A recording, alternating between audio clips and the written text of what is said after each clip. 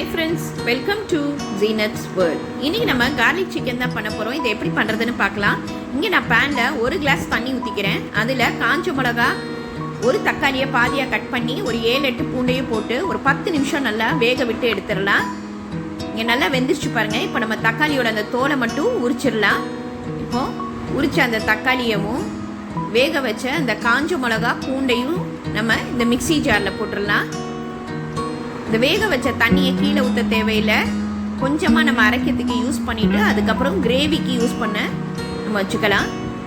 இப்போ இதை நம்ம நல்ல நைஸாக அரைச்சி எடுத்துப்போம். இப்போ நான் இங்கே பேனில் ஒரு 2 ஸ்பூன் ஆயில் ஊற்றிக்கிறேன். ஆயில் நல்லா காஞ்ச ஒன்று ஒரு 10-12 பூண்டை உரித்து இதில் போட்டுடலாம். அது கூடவே பெரிய வெங்காயம் 2 சின்னதாக சாப் பண்ணி இதில் போட்டுருவோம்.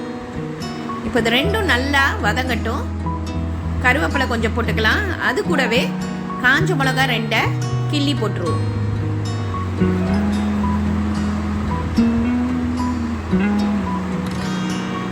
உப்பு தேவையான அளவு போட்டுக்கலாம். இப்போ நம்ம அரைச்சி வச்ச அந்த மசாலாவை இதில் ஊற்றிடலாம். ஒரு 2 நிமிஷம் இதை எண்ணெயிலே நல்லா வதக்கிடுவோம். இப்போ நம்ம வேக வச்ச அந்த தண்ணி இருக்குல்ல, அதை மிக்ஸி ஜாரில் கொஞ்சமாக ஊற்றி கழுவி ஊற்றிடுங்க. இப்போ நல்லா கொதிக்க ஆரம்பிச்சிருச்சு பாருங்கள். இந்த டைமில் நம்ம மசாலாவை போட்டுடலாம்.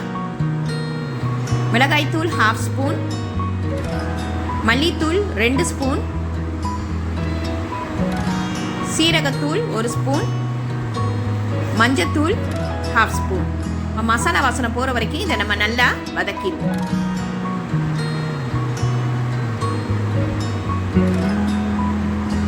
நல்லா வதங்கிடுச்சு. இப்போ நம்ம இஞ்சி பூண்டு பேஸ்ட் 1 ஸ்பூன் போட்டுக்கலாம். இப்போ நம்ம கழுவி வச்சிருக்கிற அந்த சிக்கனை நான் மஞ்சள் போட்டு பிரட்டி வச்சிருக்கேன். இந்த சிக்கனையும் இதில் போட்டுருவோம். ஒரு 2 நிமிஷம் இந்த மசாலாலேயே சிக்கனை நம்ம நல்லா வதக்கிடுவோம். ஒரு 1/2 கிளாஸ் தண்ணி ஊற்றுங்க, ரொம்ப ஊற்ற வேணாம். 1/2 கிளாஸ் தண்ணி ஊற்றி சிக்கனை நம்ம நல்லா பிரட்டி விட்டுட்டு மூடி போட்டு ஒரு 5 நிமிஷம் வேக விட்டு எடுத்துடலாம். நல்லா வெந்திருச்சு பாருங்க.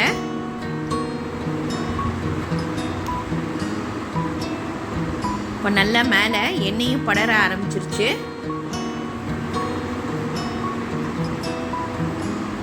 இந்த டைம்ல நம்ம